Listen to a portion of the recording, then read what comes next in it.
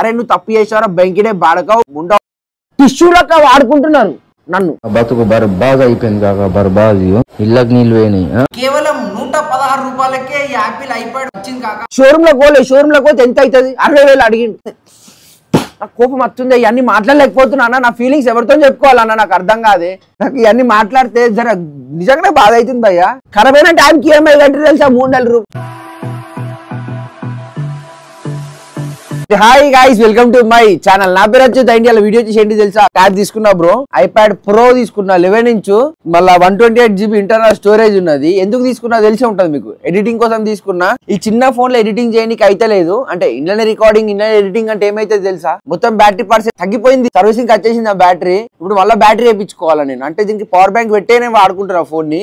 ఇంకా దీంట్లో ఎడిటింగ్ చేస్తే కూడా నా కళ్ళు కూడా ప్రాబ్లం అవుతాయి. అది కూడా ఒక మెయిన్ పాయింట్ ఉందని చెప్పి ఎడిటింగ్ కి ఇది తీసుకున్నా నేను. ఐప్యాడ్ ప్రో తీసుకున్నా. ఇక్కడ అనిపిస్తుంది ఐప్యాడ్ ప్రో. నాకు ఇది ఎంత పడింది అంటే 81,000 పడింది భయ్య. 81,900 పడింది. కానీ నేను తీసుకున్నది మొత్తం పేమెంట్ చేసి కాదు, ఈఎంఐ లో తీసుకున్నా నేను. నాకు ఈఎంఐ మంత్లీ వచ్చేసి 3,400 ఉంటది. మంత్లీ 3,400 కట్టుకోవాలా. కానీ ఒక్క మంత్ ఈఎంఐ కట్టక ముందే పెద్ద ట్రాజడీ జరిగింది. అది ఏందనేది కూడా నేను చెప్తా వీడియోలో. ఫస్ట్ మనం దీన్ని అన్బాక్సింగ్ చూద్దామా. ఇది ఎక్కడ తీసుకున్నా అంటే నేను కరీంనగర్ ఆప్రొడక్ట్స్ లో తీసుకున్నా. ఒకసారి అన్బాక్సింగ్ చేసి చూద్దాం భయ్య. ఫస్ట్ దీన్ని అన్బాక్సింగ్ ఎట్లా చేసినా అంతా చూద్దాం స్టోరీ. లాస్ట్ గా ఫైనల్ గా నా చేయికి వచ్చింది మొత్తం బిల్డింగ్ అంతా కథాకారకం అయిపోయినాక. ఇదేంటంటే ఇది ఐప్యాడ్ ప్రో ఉన్నది 11 ఇంచెస్ 4th జనరేషన్ 128 GB. ఇది తీసుకున్నా కాక కేవలం ఎడిటింగ్ కే కాక చిన్న ఫోన్ లో నాకు ఎడిటింగ్ అయితే లేదు.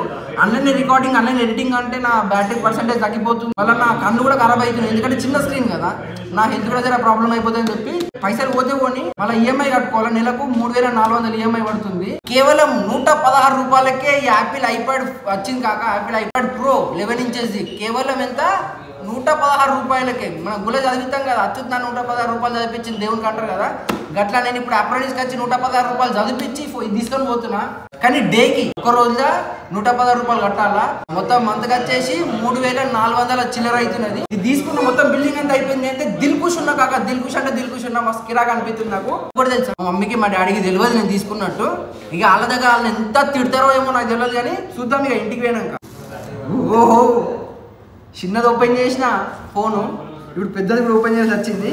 ఇంకా నెక్స్ట్ ఇయర్ మీరు గిట్లని సపోర్ట్ చేస్తే ఇంకా ఏదైనా మంచి బండి అన్న ఏమన్నా తీసుకుందాం. అది కూడా మీ సపోర్ట్ ఉంటేనే. ఇంకోటి కాక మీకు నేను సబ్స్క్రైబర్లో కొంచెం బాకీ ఉన్నా గుర్తున్నది ఇస్తా. అది కూడా ఈఎంఐ ఇయ్యలేను కదా, అది బల్క్లో ఇచ్చేసేయాలి కదా. ఆ బల్క్ కూడా జమ చేస్తున్నా. ఇది ఈఎంఐ కాబట్టి జర 3,000 కట్టుకోవచ్చు కాబట్టి తీసుకున్నా. ఇది తీసుకుంటే మీకు చిన్నగా ఇంకా పెద్ద అమౌంట్ కూడా చేయొచ్చు. నేను చూడు ఎంత మంచిగా ఉందో. కాక మీ సపోర్ట్ ఉండడం వల్లనే ఇది తీసుకోవాల్సి వస్తుంది. నేను మీరు లేకపోతే నేను కూడా లేను, ఇది కూడా నా చేతిలో ఉండకపోతుండే. ఇప్పుడు వ్యూస్ చూసినారు, మీరు సబ్స్క్రైబ్ చేసుకున్నారు, ఇటు దాకా వచ్చిన. నేను చూడు ఎంత మంచిగా ఉంది కాక. నేను అనుకున్న కలర్, నేను ఫోన్ ఇదే కలర్ తీసుకుందాం అనుకున్నా. ఫోన్ ఈ కలర్ దొరకలేదు నాకు. వావ్, అరే యార్, నా జీవితంలో అనుకోలేదు నేను ఇట్లాంటివి తీసుకుంటా అని. త్వరగా తీసుకుంటే అస్సలు అనుకోలేదు తెలుసా. అది కూడా మా శ్వేతమన్న బర్త్డేకి మమ్మీ డాడీ చేతిలో ఓపెన్ చేద్దాం అనుకున్నా. కానీ ఇక్కడ మనం ఒకసారి చెక్ చేసుకోవాలి కదా, అందుకే ఓపెన్ చేస్తున్నా. అట్లా మీకు కూడా చూపెడుతున్నా. మన కమ్లకి వెళ్ళి నవ్వు పోతలేదుగా.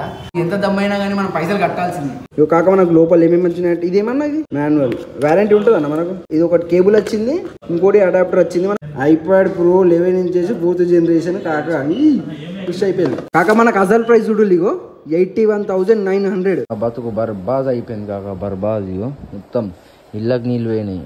మొత్తం అసలు అవును కూడా అయితలేదు. ట్యాబ్ నాది కొన్నేలా కూడా అయితలేదు కాక. నా ఫోన్లో కూడా ఇప్పుడు తీసే ఫోన్లో కూడా ఛార్జింగ్ ఎక్కలేదు. 2% ఛార్జింగ్ ఉంది. మొత్తం అన్ని ఖరాబ్ అయిపోయినాయి. ఇది సేఫ్ ఫెయిల్. ఇంట్లో వాటర్ పోయినాయి, పవర్ బ్యాంక్లో వాటర్ పోయినాయి, ఈ ఎయిర్పోర్ట్స్లో వాటర్ పోయినాయి. అసలు ఎందుకు క్యారీ చేసినా నాకు అర్థమైతే. ఈ మైక్ బి ఖరాబ్ అయిపోయింది. మైక్లో మొత్తం వాటర్, ఇట్లా అంటే వాటర్ వెళ్తున్నాయి. ఇంట్లోకి బి వాటర్. చూసారు కదా భయ్య, నా రూమ్ లో అవన్నీ సామాన్, ప్రతి ఒక్క సామాన్ గంగలో కలిసింది. 1,70,000 రూపాయలు సామాన్ అంతా గంగలో కలిసింది. ఇంకా నాయి కాదు, ఇంకా పక్క బ్రోయి, నాతో నచ్చిన ఒక బ్రోయి కూడా సామానాలు ఉండే. అవన్నీ పోయినాయి బ్రో, పైసలు కూడా ఉండే. అన్ని గంగలో కలిసి ఏం చేస్తాం. ప్రతి ఒక్కటి చూపెట్టుకోలేకపోయినా. ఎందుకంటే ఆ టైంలో వీడియో తీయలే నేను. వీడియో మీద కూడా ధ్యాస లేకుండా. ఎందుకంటే గిన్ని అన్న వస్తువులు కనబడినాయి. ఎట్లా వీడియో ఇస్తా, చిన్న క్లిప్లు అయితే తీసి పెట్టుకున్నా నేను అంతే. కానీ అది రిపేర్ ఎట్లా చేయించినా తెలుసా, ఇంట్లో చెప్పుకోలేను. ఈఎంఐ కట్టుకోవాలా. ఖరాబైన ట్యాబ్కి ఈఎంఐ కట్టిన తెలుసా 3 నెలలు ఖరాబైన ట్యాబ్కి ఈఎంఐ కట్టిన బ్రో నేను. ఖరాబైన ట్యాబ్కి అది గోడ మీద పెట్టుకొని ఇంకా సజ్జ మీద ఉంది. దాన్ని ఏం చేయాలో అర్థమైతేలే నాకు.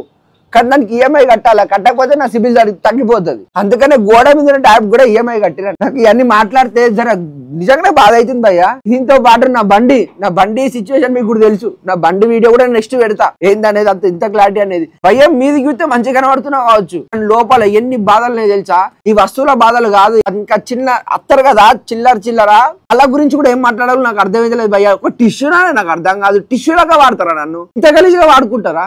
ఒకళ్ళు పోతే ఏం భయ్య నాకు అర్థం కాదు. ఒక వ్యక్తి పోతే ఇంకో వ్యక్తి వస్తారు, నా వ్యక్తి ఏమో నేను తప్ప వాళ్ళు తప్ప నాకు అర్థం కాలే. కానీ ఒక టైంలో నేను తప్పు ఉండే, ఇప్పుడు నేను మంచిగా అయినా కానీ నాకు వచ్చిన వాళ్ళు తప్పు వాళ్ళు వచ్చిళ్ళు, నాకు వచ్చే వస్తువులు తప్పు వచ్చినాయి. నేను తీసుకునే మంచి వస్తువులే కావచ్చు, నేను సెలెక్ట్ చేసుకునే మంచి పర్సన్సే కావచ్చు, ఇట్లా అయిపోతుంది. నా లైఫ్ అయితే రాసి పెట్టింది కావచ్చు, నా తలరాతని ఇట్లా ఉంది కావచ్చు భయ్య. ఇప్పుడు ఇంకా కొత్తవి కూడా స్టార్ట్ చేసిన, మీరు చూస్తూనే ఉంటారు వీడియోస్. అది ఇట్లా కూడా ఎప్పుడు ఏమైతే తెలియదు, ఉచ్చ పడుతుంది. మీదికి మంచిగా ఉన్నా కానీ నిజంగా చెప్తున్నా ఉచ్చ పడుతుంది భయ్య. ఎప్పుడు ఏమైతే అర్థమైతే లేదు తెలుసా. ఇది 20,000 పెట్టి రిపేర్ చేయించినా నేను. ఇది చేయాలంటే ట్యాబ్ లేకపోతే మనసులో పట్టదు కదా. 20,000 పెట్టి రిపేర్ చేయించిన, అది కూడా అమీర్పేట్ల షోరూమ్ లో పోతే ఎంత అవుతుంది, 60,000 అడిగిండు. డిస్ప్లే పోయింది కావచ్చు చూడంటే చూడలే. అమీర్పేట్ల ఒక అన్న దగ్గరికి ఐఎక్స్పెక్ట్ అన్న మంచిగా చేసిండు, 20,000 తీసుకున్నాడు. డిస్ప్లే పోయింది అన్నట్టు, డిస్ప్లే పోయింది 20,000 అవుతుంది అంటే సరే అన్న వేసేసాయి.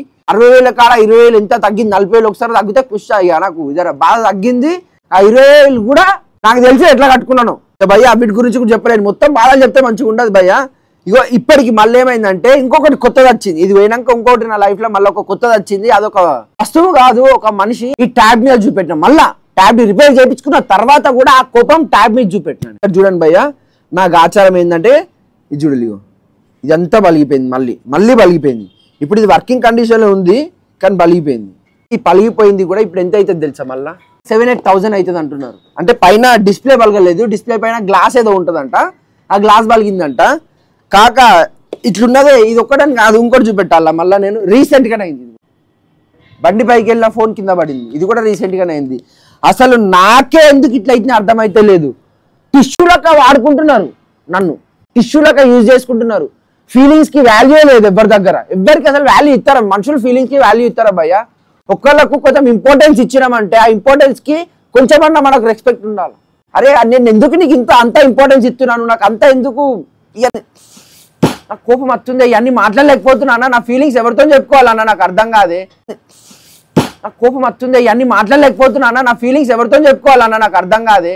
₹1 ఎత్తలే, 3 నెలలు అయితే యూట్యూబ్ లోకి వెళ్ళి పైసలు రాక, నాకు తెలుసా 3 నెలలు అవుతుంది యూట్యూబ్ లోకి వెళ్ళి పైసలు రాక. నేను కూడా పెడతలే వీడియోలు, నాకు అర్థమైంది ఎందుకు పెడతా, వ్యూస్ ఎత్తలేవు కాక. నా లైఫ్ లో ఎన్నో ట్రాజడీలు జరుగుతున్నాయి, అవన్నీ ఎట్లా మేనేజ్ చేయాలి నాకు అర్థమైతే లేదు. ఒక దోస్తు కరెక్ట్ పర్సన్ దొరకలేడు చెప్పుకుందామంటే, ఏమైతుందో నాకు అర్థమైతే లేదు. కానీ వీడియో ఎట్లా అవుతుందో, ఇంకా బండి ఉంది, బండి పిచ్చిలు ఎత్తుంది అన్న. బండి వీడియో కూడా నెక్స్ట్ ఇంత ఫస్ట్ అయితే ఎట్లా అవుతుందో చూస్తారు కదా. నా లైఫ్ లో ఇన్ని ఉన్నాయి. ఏమన్నా హెల్ప్ చేయాలనుకుంటే నాకు మెసేజ్ చేయాలి, నన్ను ఓదార్చాలనుకుంటే నాకు మెసేజ్ చేయాలి, నాకున్నారని జరా కింద కామెంట్ చేయాలి. నాకు మీరున్నారు భయ్య, అదొక్కటి చాలు. ఇప్పటి నుంచి వీడియోస్ కంటిన్యూగా పెడతా, మీకు అర్థమై ఉంటుంది.